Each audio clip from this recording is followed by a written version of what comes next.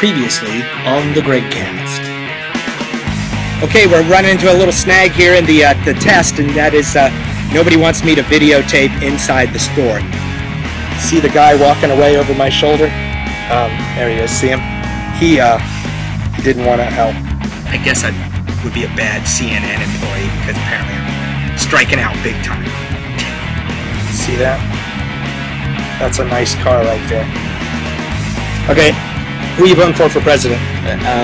Pretty much undecided at this point. If you were leaning one way or the other, where would you lean? More towards Obama.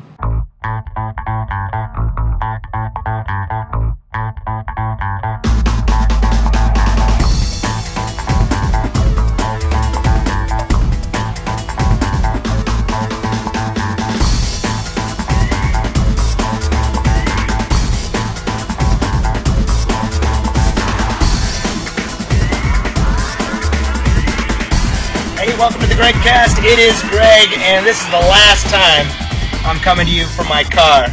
And this is part 2 of Don't Try This at Home. If you remember back to last week's podcast, the previous one, Don't Try This at Home, part 1. And remember, what I'm doing, please don't try this at home. If you remember back to last week, we discovered the fact that people would not go on the record. I tried to get out and about and be around town and just ask people a very simple question. Who are you voting for president? And you know what? They didn't want to answer, at least not on camera.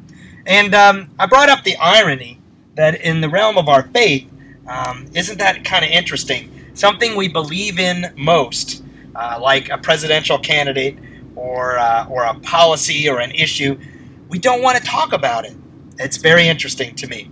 So with that said, I went one more time to a group of people that I could depend on, and that is the teenagers. Maybe the pressure's off. Maybe because they can't vote, they don't mind telling you how they feel. Maybe later, one of those things that happens to us when we grow up is the pressure and the stress of life gets to us, and we start clamming up, and we start becoming unsure of ourselves. Well, let's look at it from this standpoint. Jesus said, "Come to me like the children." And he said like the children, not as a child. And so therefore we look at young people, in this case maybe, as an example. And as an example, our teens had no problem telling me what they think, who they want to vote for, and why. So let's listen into them. And maybe, like Jesus said, let's be like the children. Remember, don't try this at home. Who are you voting for president? Obama. Why? Well, first he's a Democrat, and second because he's pro-choice. There you go. Okay. Who are you voting for president? Obama. Can you vote? No. Okay, but if you could vote, you're going to vote for Obama. Right. Why? Because it's the better ticket and the economic stuff. So the economy is your reason. Right. Excellent. Who are you voting for president? John McCain. Why? Because he's pro-life and he has more political experience. Very good. Okay, who are you voting for president? I really don't know. What's confusing for you?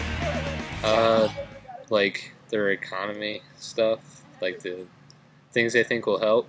I'm not really sure about all that. And are you worried about it in any way? In all honesty, does it worry you? Not really, because I'll be able to vote 4 years from now, and then I'll have some bigger say in all of it. That's awesome. So you'll fix things 4 years from now. Yeah. Awesome. Very good. I'm not sure who I'm going to vote for. What's confusing for you? The vice presidents, and I don't know that much. Very good. Thank you. Who are you voting for president? McCain. Why? Because he's pro-life and he has more political experience. Well, I've heard that before. Really? Yeah, it seems to be a popular answer. Okay, so there you have it. 6 teenagers, 2 for Obama, 2 for McCain, and 2 I don't knows. But most importantly, look at the reasons that they give you. They had a reason. They had a reason to feel the way they do. They explained their position. Did you notice their confidence? At least in the ones who were voting for a candidate, they were very confident in their reasoning. So let's be like the children. Let's work on our faith. Let's come to a position. Let's explain why we believe it, and let's be prepared to defend it. Now, don't forget, when you go to faithfulcitizenship.org, the bishops are calling you to look at your faith and study it. Obviously, you might say, wow, those kids who are for Obama, ooh, they need to study their faith more. Maybe, but you know what? That's why they're young, and maybe that's why they're not voting yet. They're kind of in a position to say, I'm in a safe environment, I can tell people what I think, and it's kind of like practice. Maybe for those who are voting for McCain, they have their reasons why. And maybe it sounds really great, but you know what? Maybe they don't completely understand that issue. That's okay. They're practicing. In a couple of years, their vote counts. And in a couple of years, they'll be ready. And those kids that say, I don't know, admirable. Admirable that they would be honest in the fact that they don't really know yet. And they're open to the possibility. I love that.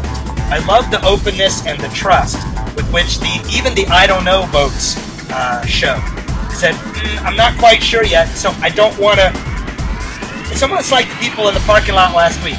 I don't want to go on the record, but I'm prepared to tell you why. Whereas the people last week, they just wouldn't talk. So, kudos to the teenagers. And remember, teenagers start driving at 16, and they practice at 15. And when they finally get the wheel, remember the insurance rates are higher for kids, for a reason. So, they got to grow into it somehow. We give them the tools of life.